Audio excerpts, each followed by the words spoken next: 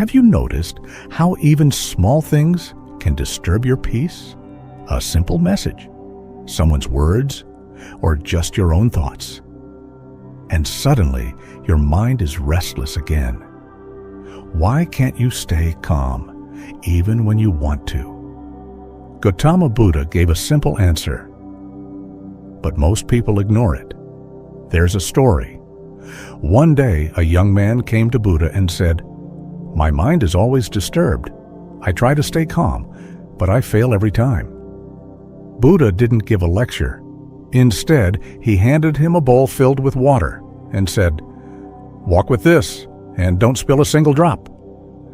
The man focused completely, step by step, slowly, carefully.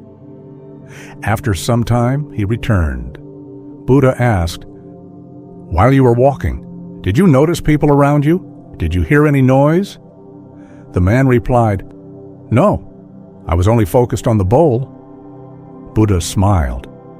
"That is your answer.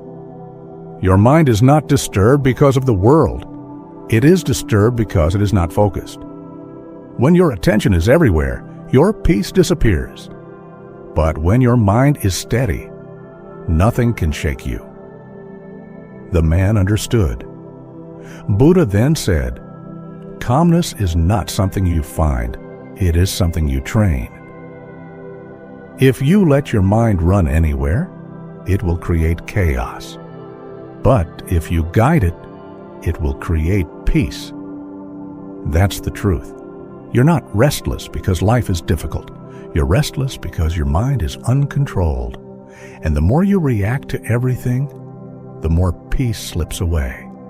But the moment you bring your focus back again and again, calmness begins. So don't try to control the world. Learn to control your attention.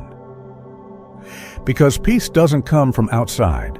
It comes from a trained mind. If this made you realize something about yourself, subscribe to Insight of Buddha.